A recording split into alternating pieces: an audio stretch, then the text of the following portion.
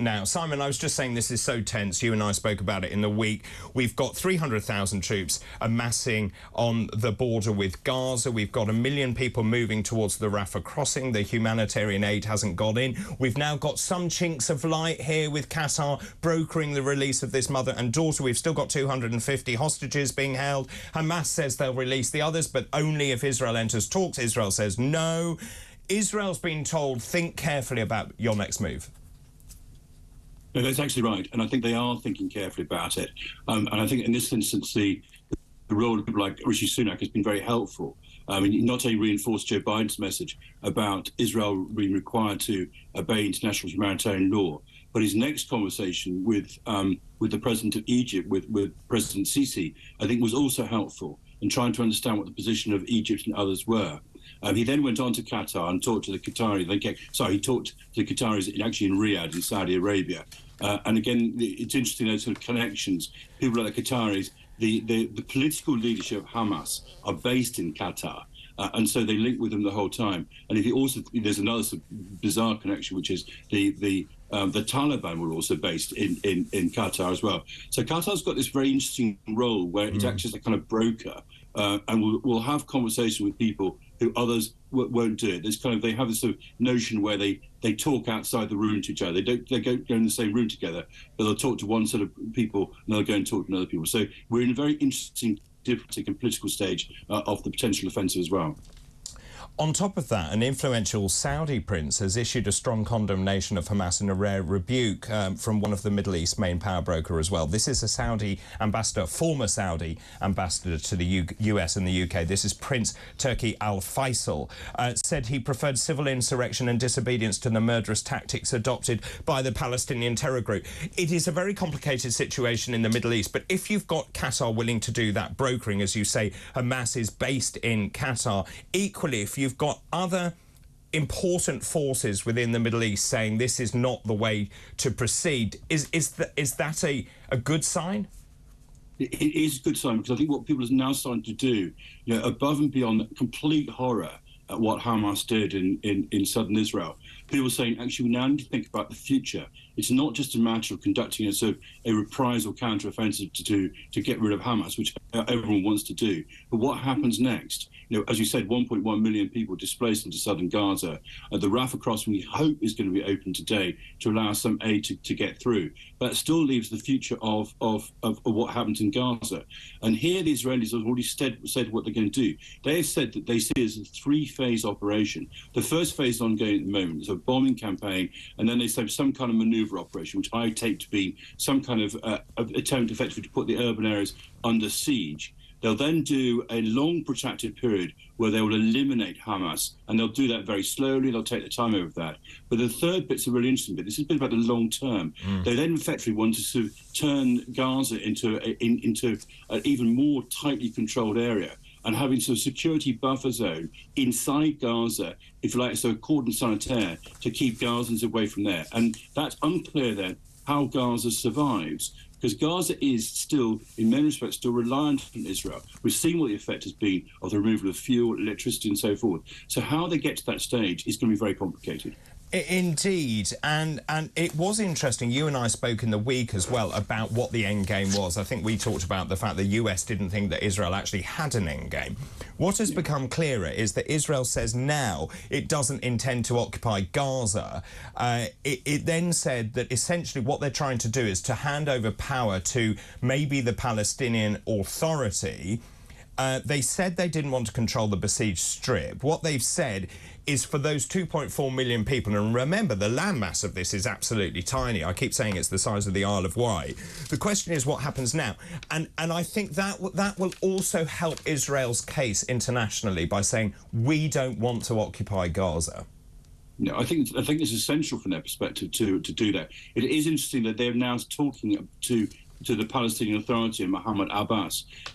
Prior to this whole campaign and the fighting, I mean, Netanyahu's plan effectively was to divide them. So you had Hamas ruling Gaza, and the supposed overall Palestinian Authority, run by Mahmoud Abbas, was being sidelined, and it was Netanyahu's approach was effectively to divide and rule.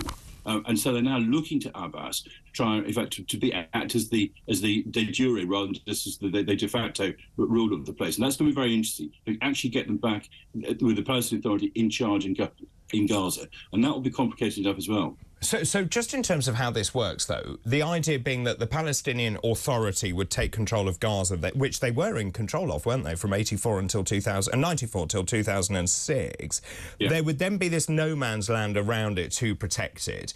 Does that mean the Palestinian Authority then still controls the West Bank? What happens in the West Bank? Well, the West Bank is also complicated. I mean, they're hidden behind all of this, and everyone rightly is focused on what's going on down in Gaza from all sorts of directions. But there's no sign there of any kind of understanding, I think, on behalf of some of the Israelis and Israeli settlers that they cannot continue to treat the Palestinians with impunity. Some 80 Palestinians, and these are UN figures, since the 7th of October, some 80 Palestinians have been killed in the West Bank by settlers and by Israeli military. So there's this low-level rumbling insurrection, disorder, and everything that goes with that at the moment. So there has got to be, and I think if it's the one positive thing that comes out of this whole horror story, there has got to be an attempt to have a comprehensive solution, or get back into the place where they have conversations about a comprehensive solution to look after the Palestinian people as well. I mean, nobody thinks what Hamas did is right, except for the nutcases. But we now need to think, not for the long term, how are we going to look after the people of Palestine, whether it be in the West Bank or in Gaza? And just in terms of a two-state solution, which has been kicked down the road for a very long time, I think actually it's fair to say Netanyahu didn't really want a two-state solution. I think it suited him domestically. That aside, what would the two-state solution look like? Would it look like a single mass for the Palestinian people, one confluent country, or would it still be two distinct geographical areas? Oh, Simon's gone. I think Simon has gone. I mean, just in terms of that, Claire, for me, the answer has to be a two-state solution. I think they have kicked it down the road. But you have to question why has it not been done before?